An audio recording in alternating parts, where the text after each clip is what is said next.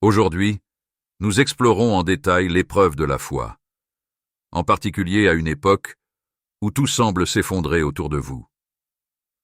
En ces temps de turbulence, il est facile de s'interroger sur notre direction et notre objectif.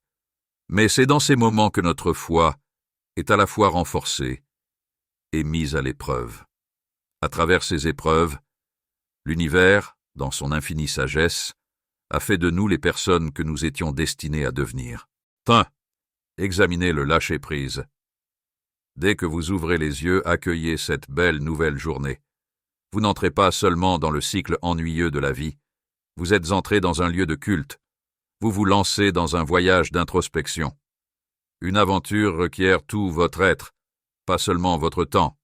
Vous êtes bien plus que votre corps et vos os. Vous êtes un pèlerin sur le chemin de la sainteté, un voyageur spirituel. La vraie magie, c'est ce voyage, la vraie recherche.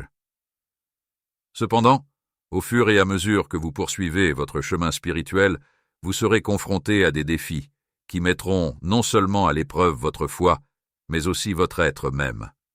L'un des premiers et des plus importants tests est de savoir comment abandonner les attachments. Même si l'idée est simple, elle demande beaucoup d'investissement émotionnel. Vous voyez, nous accrochons tous à des objets, des personnes, des idées et des ancres qui, selon nous définissent. Ce sont des choses qui nous passionnent et nous pensons que nous serions perdus sans elles. Cependant, pouvez-vous lâcher prise? Examinez le lâcher-prise. Dès que vous ouvrez les yeux, accueillez cette belle nouvelle journée. Vous n'entrez pas seulement dans le cycle ennuyeux de la vie, vous êtes entré dans un lieu de culte. Vous vous lancez dans un voyage d'introspection. Une aventure requiert tout votre être, pas seulement votre temps. Vous êtes bien plus que votre corps et vos os. Vous êtes un pèlerin sur le chemin de la sainteté, un voyageur spirituel. La vraie magie, c'est ce voyage, la vraie recherche. Cependant, au fur et à mesure que vous poursuivez votre chemin spirituel, vous serez confronté à des défis qui mettront non seulement à l'épreuve votre foi, mais aussi votre être même. L'un des premiers et des plus importants tests est de savoir comment abandonner les attachments. Même si l'idée est simple, elle demande beaucoup d'investissement émotionnel. Vous voyez, nous accrochons tous à des objets, des personnes, des idées et des ancres qui, selon nous définissent. Ce sont des choses qui nous passionnent et nous pensons que nous serions perdus sans elles. Cependant, pouvez-vous lâcher prise? Alors, où est ton cœur? Avez-vous oublié que vous êtes un arbre qui pousse constamment dans une vaste forêt parce que vous êtes tellement plongé dans l'amour avec une seule feuille? Ce test vous oblige à réévaluer vos priorités. Vos biens vous définissent-ils ou êtes-vous davantage défini par votre capacité à changer et à grandir? Pour être en harmonie avec votre nature divine? Des couches de conscience plus profondes, un plus grand amour et une plus grande compréhension sont ce que l'univers attend de vous offrir. Cependant, il veut savoir si vous êtes prêt à abandonner le passé et à ouvrir un espace pour de nouvelles expériences. Se manifester sous la forme d'un arbre fait partie d'une plus grande forêt. Vous n'êtes pas qu'un arbre perdu dans la vaste forêt. Vous êtes la forêt. Elle est vivante et en constante évolution. Vous découvrez que vous êtes plus résilient, plus à l'écoute et, oui, plus entier que vous ne le pensiez au départ lorsque vous réussissez le test du lâcher-prise. Vous n'êtes pas quelque chose auquel s'attacher. Vous n'êtes pas le voyage que vous entreprenez ni les pertes que vous subissez. Le voyage est un processus d'illumination et de sainteté.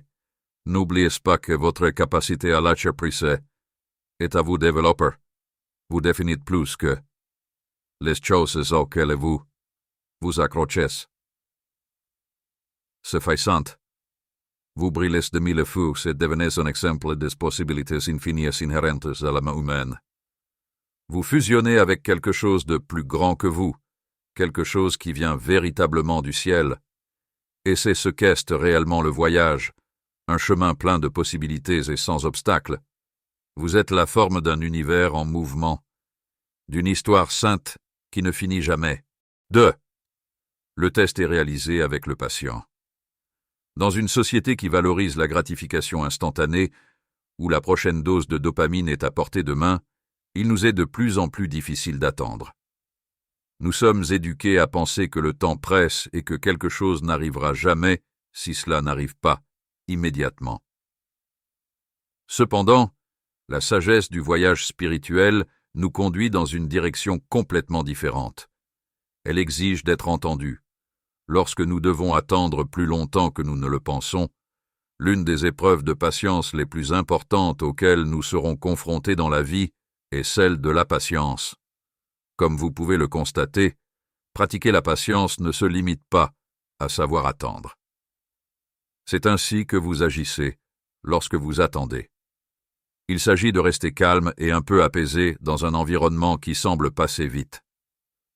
Selon les mots de Nelson Mandela, « J'ai réalisé que le courage n'est pas l'absence de peur, mais la victoire de la peur. » De même, la patience consiste à surmonter l'anxiété hâtive qui sous-tend souvent le désir ou le besoin, et non l'absence de peur. Alors pourquoi l'univers nous fait-il attendre? Pourquoi rencontrons-nous des situations où le temps semble s'écouler sans fin sous nos yeux, comme un tunnel sans fin et sans fin? Même si elle n'est pas facile, la solution est extrêmement profonde. Ce temps d'attente n'est pas perdu. Ce sont des conditions idéales pour le développement. Nourrir notre esprit et notre âme. Considérer une graine comme un vieux document, puis regardez-la germer et grandir. Si vous déterrez les graines avec impatience pour voir quelle est la situation, vous perturberez le processus naturel. De même, toute l'attente dans nos vies est une période de gestation, une opportunité pour que quelque chose commence à grandir et à germer en nous. On nous enseigne les compétences de résilience et surtout de foi. Personne dans l'univers ne vous oblige à attendre. Il ne s'agit pas d'une attitude de désespoir, mais d'une attitude de tolérance, de compréhension et d'optimisme, consistant à se demander si l'on peut attendre. Considérez la période d'attente comme une période de préparation, plutôt que comme une épreuve. Si vous étiez un artiste, vous considéreriez chaque seconde d'attente comme un nouveau coup de pinceau sur votre chef-d'œuvre en constante évolution. L'univers ne vous laisse pas attendre. Cela vous prépare à quelque chose de digne et prêt pour vous. Comme l'a dit judicieusement Maya Angelou, toute grande réussite prend du temps. Des rêves, des objectifs, l'éveil de votre être spirituel. Ce sont toutes des réalisations exceptionnelles en devenir. Alors, comment pouvons-nous rendre le processus d'attente moins pénible et plus agréable? Les maîtres ont dit que nous devons développer la capacité de nous contenter du présent, parlant de la beauté du présent et d'exhortons-nous à vivre le présent avec contentement et sérénité. La peur du futur devient moins effrayante lorsque nous nous contentons du présent. Lorsque vous restez devant une porte fermée, en vous demandant quand elle va enfin s'ouvrir, vous réalisez que vous recueillez des idées, développez votre force mentale et enrichissez votre âme, vous-même, au lieu d'avoir l'impression de perdre votre temps. Pensez-y. Chaque minute que vous attendez patiemment ajoute un niveau de compréhension et un pas en avant sur votre chemin de persévérance. La raison pour laquelle vous devez attendre sera évidente dans la joie profonde lorsque la porte s'ouvrira enfin et que vous franchirez le seuil. Grâce à l'effort, à l'attente et à la patience, la joie devient plus profonde. Dans un sens, votre vie se compose à la fois d'événements qui se produisent et du temps qui les sépare. Par conséquent, rappelez-vous que vous ne vous arrêtez pas lorsque vous attendez que le prochain chapitre commence pendant l'une de ces périodes. Vous vous préparez. Vous ne perdez pas de temps à attendre. Vous avez déjà investi votre temps. Vous n'êtes pas retenu.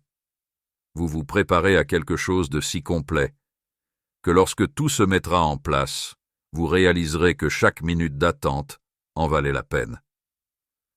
Par conséquent, rappelez-vous que de véritables progrès se produisent en vous pendant ces moments calmes ou vous aspirez au progrès. Le silence n'est pas la même chose qu'attendre.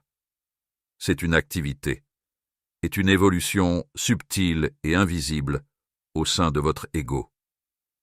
Vous faites plus que simplement attendre. Vous grandissez et apprenez à devenir quelqu'un qui sera à la hauteur. Vous saurez que vous n'attendez pas seulement le moment venu. Vous êtes en voyage.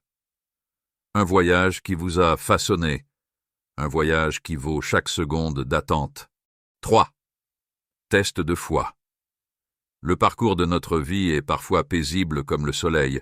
D'autres fois, il est plein de turbulences. Il est facile d'apprécier et de croire au ciel bleu quand tout est si beau. Mais que se passe-t-il lorsque des nuages sombres arrivent? Le vent commença à souffler fort, tout semblait s'effondrer autour. C'est à ce moment-là que la foi est véritablement mise à l'épreuve. Non pas comme une punition sévère, mais comme un élan spirituel nécessaire. Imaginez que votre vie est comme un bateau flottant sur la mer. Les mers calmes créent des marins inexpérimentés. On peut imaginer que votre voilier doit faire face à des vagues violentes, où les vagues secouent votre bateau, l'eau éclabousse le pont, et vous vous sentez impuissant dans ce vaste océan. À ce stade, il est facile d'abandonner et de penser que le navire est sur le point de couler, puis de penser que vous devriez vous lancer. Cependant, la foi est la boussole qui vous aide à tenir bon et à croire que votre navire est suffisamment solide pour surmonter les difficultés. Tempête. Vous croyez fermement que ce chaos est le signe que de meilleures choses sont à venir, et non qu'un désastre est sur le point de se produire. Imaginez un potier sortant un beau visage d'argile pendant qu'il tourne le tour. L'argile est tournée, pressée, pressée. Si l'argile avait des émotions, elle voudrait sauter du volant et tomber dans un état de vertige et de désorientation. Cependant, ce processus même transforme un bloc de terre en un autre élément. Les difficultés que vous rencontrez sont comme cette roue. Ils feront de vous une personne plus forte et plus réfléchie.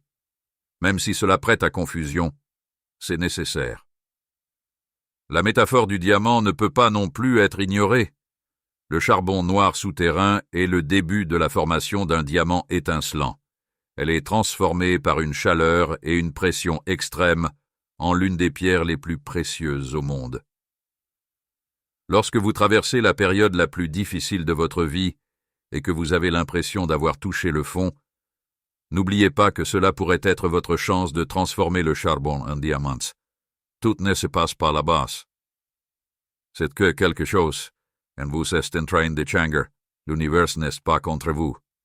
Cela vous oblige à réaliser à quel point vous êtes vraiment fort. Ceci est similaire au processus d'évolution d'une chenille à un papillon adulte. La chenille s'enferme dans un cocon et finira par se transformer en papillon après s'être presque dissoute dans un liquide visqueux. Imaginez ce moment magique, une période d'obscurité et d'incertitude. Cependant, c'est de cette période difficile qu'apparaissent les ailes de papillon et la capacité de voler. De même, lorsque vous êtes dans un cocon, aux moments les plus bas de votre vie, vous ne faites pas marche arrière. Vous vous préparez à un décollage. La foi est un concept qui transcende toutes les opinions religieuses. Que vous croyiez en Dieu, en l'univers ou en toute autre force surnaturelle, le message est le même. C'est dans les nuits les plus sombres, et non dans les jours les plus lumineux, que se forge une foi durable. Vous pensez qu'il y a de la lumière au bord des ténèbres.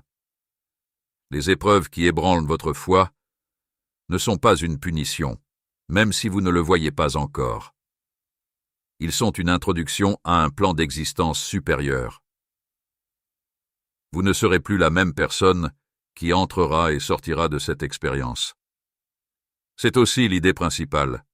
Vous deviendrez plus fort, plus compétent et plus connecté à vous-même et à vos valeurs. Alors abandonnez la peur. Accrochez-vous à votre foi comme si c'était une bouée de sauvetage qui vous sauvait de la mer, agitée lorsque vous sentez que le monde est contre vous et contre tout ce qui vous entoure. C'est comme s'effondrer autour de vous. parce que c'est la réalité. Vous ne traversez pas seulement des moments difficiles. Vous accumulez les ressources et la vigueur nécessaires pour la suite de votre voyage. Vous ne survivez pas seulement à la tempête.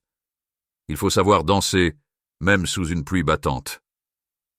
Croyez toujours que la foi est votre propre parapluie, et n'oubliez jamais que la tempête passera. Cependant, les leçons et la force que vous gagnerez dureront pour toujours.